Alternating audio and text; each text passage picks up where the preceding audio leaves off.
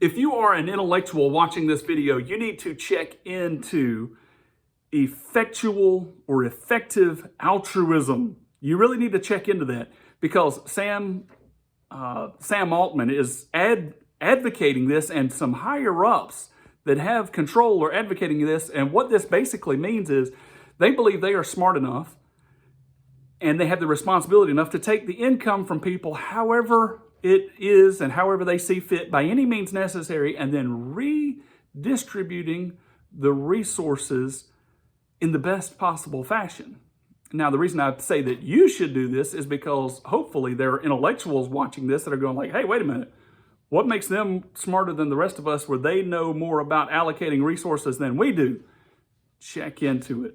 Effective altruism. You really need to hone in on that and get the concept out there. This is not a great idea. Well, someone asked me to do a response video to Professor Plink, and I've actually decided I'm going to call him Mr. Plink, because if he's a professor, God help his students. I was mentioning that in the last video, the 100% proof that God exists video, that some will get away and turn off the video simply because they're biased. And immediately, Mr. Plink's like, oh, poisoning the well fallacy. And then he brings this up. He's like, to commit a preemptive ad hominem abusive attack against an opponent. This is to prime the audience with adverse information about the opponent from the start in an attempt to make your claim more acceptable or discount the credibility of your opponent's claim. And he slaps that label upon me. And I'm sitting here scratching my head and I'm like, in what universe does this work? This reminds me of the person that as you're putting together a 500 to 1,000 piece puzzle, very complex puzzle, and as you're putting it together, somebody walks up and they're like, there's the missing piece right there. And you're like, what? And they're like, and they pick it up and it's like, look, it's the right shape and it's, you know, it's got the right colors, and they put it down and it doesn't quite fit. And so then they begin to pound. They pound the puzzle piece into the board and like, oh, that fits. See, look how good it fits. That's exactly what Mr. Plink did, accusing me of poisoning the well fallacy. I think I'll point out how this just absolutely does not describe anything on the video. Like, the first thing is, was I in a debate with anyone? There was no debating going on. I was making a presentation to an audience. This was a tete-a-tete. This was not really. This was a conversational presentation. And is there a debate about whether God exists or not? Sure. Was I in the debate with any human being? No. So this was actually a two-party format, and he's accusing me specifically of a three-party crime.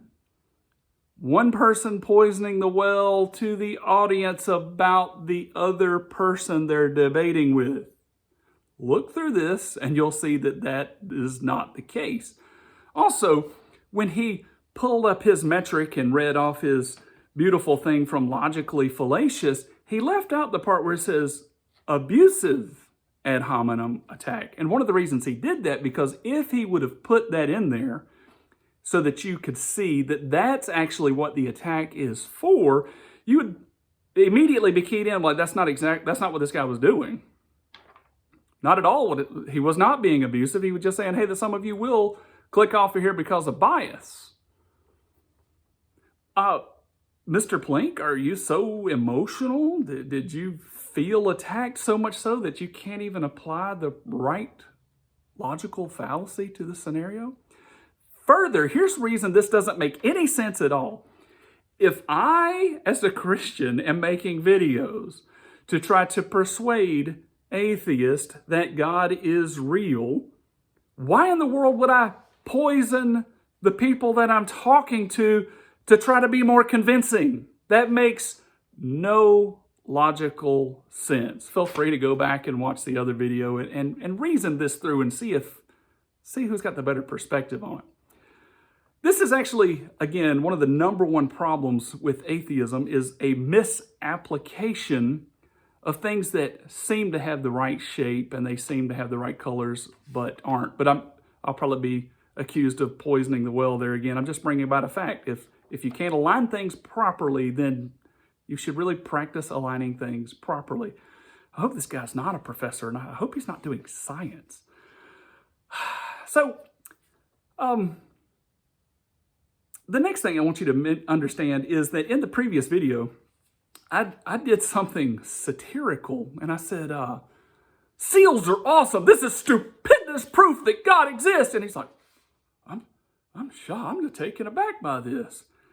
And he was so caught up in his emotions and his reaction, he didn't realize that I was giving that as an example of biased people who tune out. Except I didn't mention the biased people who would stay on board and would twist everything because of their emotions and how they get, twisted and bent out of shape. And if you can't see the obvious that it was satire, I really don't know how to help you. So to prove that he was kind of bent out of shape over all this, he actually then overreacted for a long part of the video and tried to disprove something that I didn't even disagree with. You really know something's afoot when you got somebody rambling on and disagreeing, and I'm going to prove you wrong. And you actually use that in your argument, and they're trying to prove that you were wrong when you're using the same information. I don't get it. It doesn't make any sense there. But I'll tell you this, I actually love it when atheists, get involved and they start speaking and letting the cat out of the bag about what they actually believe, because they'll say things like this. At one part, Mr. Plink said, "This seems to me not awesome proof that God exists, but proof that evolution via natural selection exists." Key word, seems. This is something that I point out all the time. Seems is actually emotional or intuitive in nature. It is venturing into the unknown. We can't prove that it is correct, but it seems to be correct. Do we have any proof then that seals are actually an advanced evolutionary animal? Not just because they're complex. Do we have any proof that seals are advancing? He said, this seems to be proof to me. That's like saying the number 847 is proof that evolution is true. 847 what? What do you mean? What context? What is 847 compared against? Is it compared against 84.7? Is it compared to 847,000? Is it compared to 846? What are you comparing it to? I mentioned in a satirical fashion, I thought this was proof that God exists. Like, oh, no, it's seals with their abilities. That seems to be proof that evolution is true. Compared to what? So he actually betrays how most atheists out there are, how they actually make their choices. And you better believe that some of it is through emotion, like how it seems. So then he rambles on and on and on about selection pressure, which was my thoughts. I'm lost here. And 21,000 of you follow him, and some of you actually pay him to misapply logical fallacies and then ramble on and argue with the point that somebody agreed with. The point is if selection pressure is real, then maybe the God sensors have developed in people that didn't develop in other people. And he's like, no, he can't go there because he knows that begins to prove that God might exist. And so he would rather say, no, they are experiencing maybe fake or sensations, or maybe they created these sensations or whatnot. But we only need to proceed scientifically. And I want to stop there for a second and just kind of really focus on this. Do we really just want to proceed scientifically? Oh yeah, only science. Let's do science only. Let's only proceed scientifically. Okay, I'm fine with that. That might surprise you. I just want to bring to your awareness something called Bayesian statistics. And let's just look at this for a second. What are Bayesian statistics?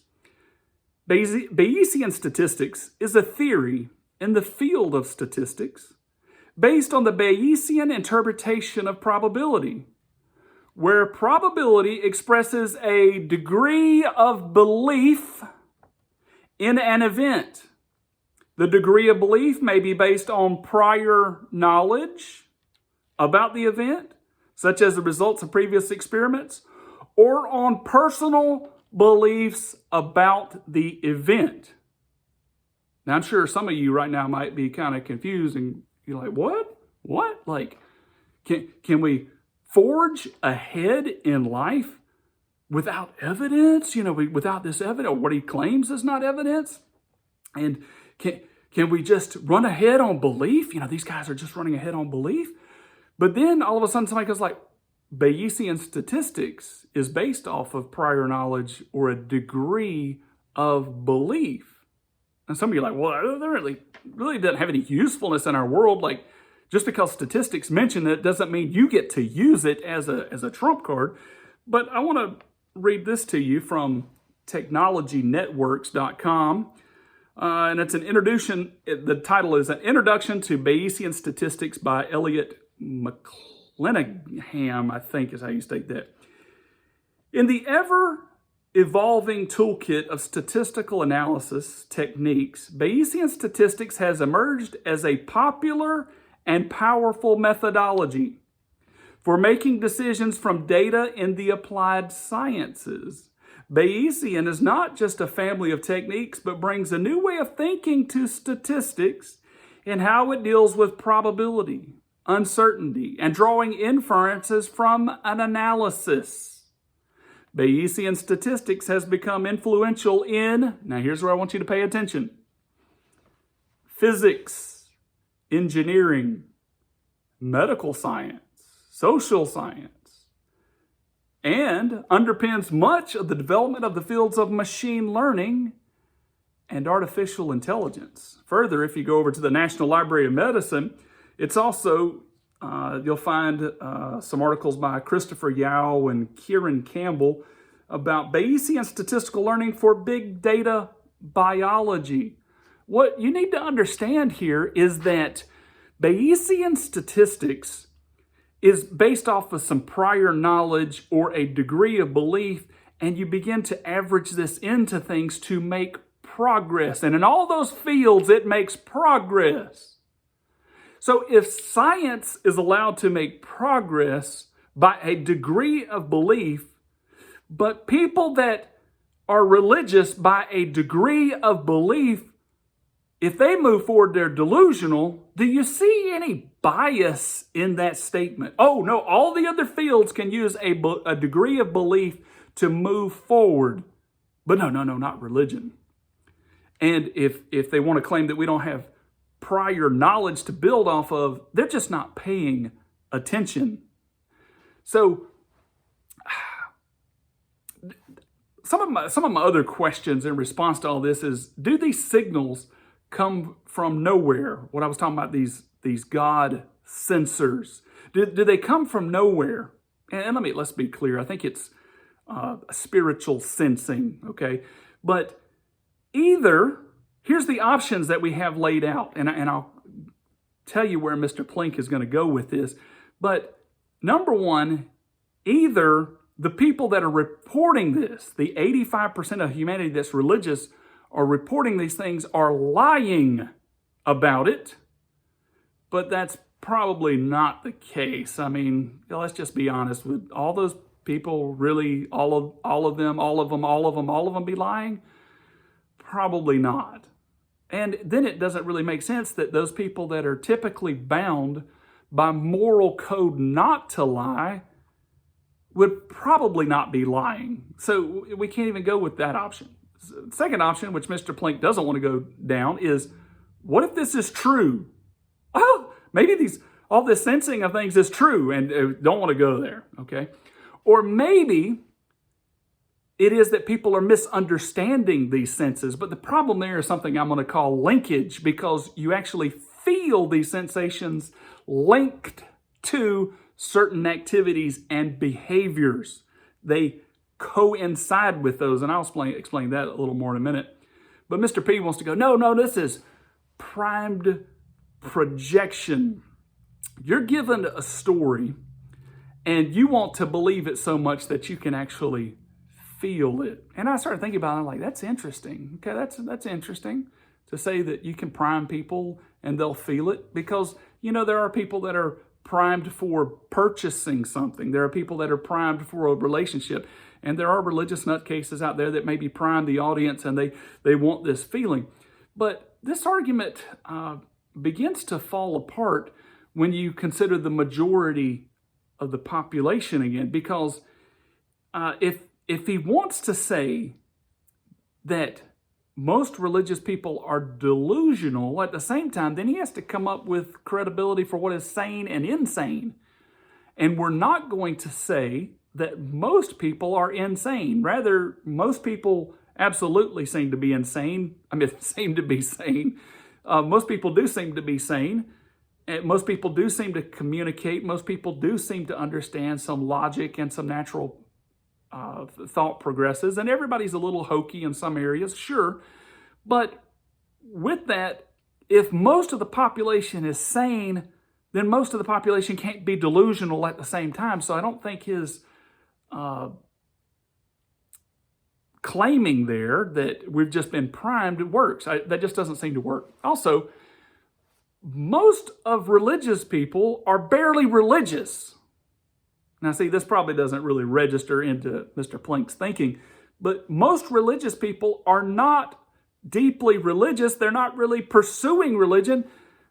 The biggest part of religious people are those that are barely religious, who are terribly lacking in their religion. So how are they being primed to have these feelings? To push it a little further, what about the non-religious people that are not being primed at all, who experience these religious feelings? They experience those things, and out of that, they become religious. What do you say about them? And I actually offered, and I promised this in the last video, I'm going to repeat it here, I offered a way to test this. Scientific, repeatable, testable information to see if what we're telling you is true or not. And I said, give your heart to Jesus Christ. And all he had to say about that was like, well, I'm going to spare you that. I don't want you to listen to that. And that's really not a way to test. Okay, I'm going to give you some more then. Like, number one, Bible reading is a way to test your God sensors or your God sensing. And these, when you read the Bible, it fills you. It fills you not like intelligence, not like an intelligent reading of a book. Let's say you're reading something, you're gaining the knowledge, and you're like, oh. It's not like that, though. There are some incredibly intelligent things in the Scripture. And along with that, it's also not emotional like a movie where it fills you just emotionally, but it actually does something of a different caliber. It feeds the spirit of the person. And this is something people can test. And when they do it, they're like, oh, yeah, I see that. Further, prayer, especially like during times of hardships, somehow or another offers peace to the inside of a person. This is something you can do. You can pray and pray and pray and receive peace, and it's testable. The linkage is exact. And it's not necessarily because you've been primed to do it. Some people are told about prayer once, there's not much priming at all, and then they find out, hey, this really works, and so they go down that path. What about the idea that sacrifice actually can bring contentment? You think sacrifice is poking a hole in everything that you have and is tearing you apart, and because of that, then you really can't make headway, but it actually brings contentment. What about confessing of sin? When you actually confess sin, it erases, to Jesus Christ, it erases the guilt in your heart. Psychologists wish they could pull that off. All these are testable. What about believing in the promises of the Scripture actually builds up your character and your strength? And this is not like motivational stuff. I love motivational videos and tapes, and for years, eat and drink that stuff, baby. Give it to me. But the Bible's promises fill you in a way and give you strength in a way that none of that does. Well, so all of that is actually scientifically testable on a personal scale. So get to it. Mr. Plink also said there should be a wealth of evidence. Let's say instead of wealth of evidence, let's say a volume of evidence. And you'll notice also he says that none of it is conclusive. It's not conclusively, but yeah. I want you to quit thinking about whether the evidence is good or bad for a moment. And I want you to think about the volume of evidence that Christianity tries to offer. You think about the volume that it tries to offer. There's a ton of it. Most people experience God. That's a ton of evidence. Jesus is the largest religious, political, philosophical,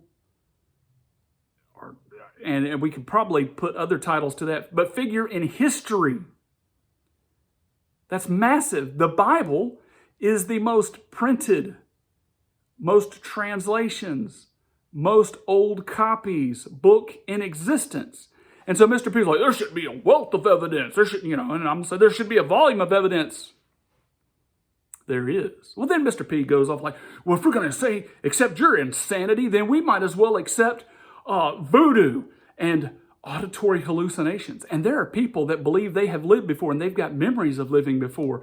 And then there's also those that, all of us as children have experienced monsters in the closet. I would also add there's near-death experiences. There are people that claim to see ghosts. There's also people that mess around with cultic things and they say, something touched me, like I can feel that. You see, we don't have a problem with those things. In fact, these experiences are actually spread out over across the sane threshold of all people. All of those experiences mentioned in different places and in different time periods of life and in different cultures, all of those type experiences kind of point to the fact that there is a spiritual realm. But out of all of this, one of Mr. Plink's go-tos is like, religion can probably be explained along the lines of mass delusion. Man, what a topic. But mass delusion is a cover-up. It is a scam. And here's what I mean by that. Mass delusion is actually just a title for what no one understands. So for instance, back in 2012, there were these twitching and convulsing kids and it started happening to one student in a classroom. I believe it was up in New York City. And then it started happening to another kid. And then it happened to another kid. And it happened to another kid. And there was just this crazy event happening that no one could scientifically explain.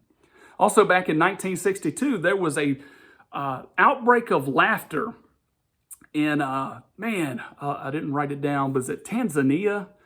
I don't remember the exact place. But anyway, there was this outbreak of laughter where these girls started laughing and it started spreading and they sent the girls home, and then it spread to other schools and other families, and nobody could stop this insane laughter. If you go all the way back to to 1518, there was a dancing episode, I believe it was in Spain or Portugal or France somewhere, and one person started dancing, and then other people started dancing, and no big deal, right? But they danced so hard and so long that the people fell dead from dancing.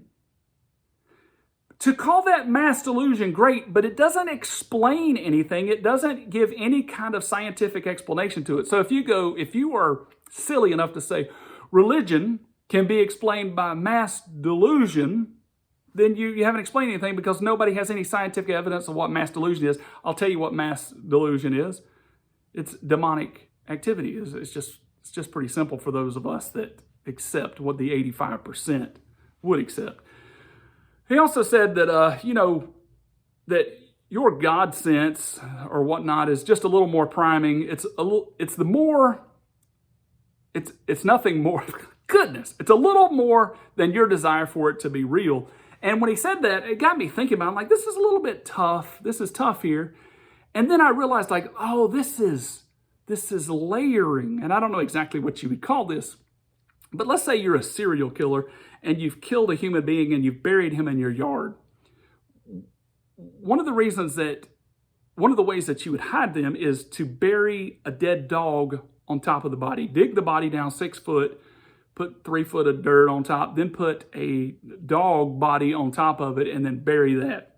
And so then if anybody ever like faults you, like he dug a hole in his backyard, or it stinks over there, or I wonder what's right there in that fresh dug soil, etc., and they start digging out, and then they find a dog, it's like, oh, I'm sorry, you must have had to bury your pet, and then everybody's thrown off the trail. Yes, there are some that prime others to feel religious deception, but that doesn't hide the truth that religious things are true. So in closing, what I would like to say about all this is that it just seems odd to me that Mr. Plink would jump off the deep end and like try to pound a fallacy on top of something that didn't fit, and then react for several minutes about something that I actually brought to the table as a point to discuss on the same side of the fence. And if biology and statistics and physics and science and all of them can forge ahead with Bayesian probability, then I think it's a safe bet to go with what 85% of the population knows to be true.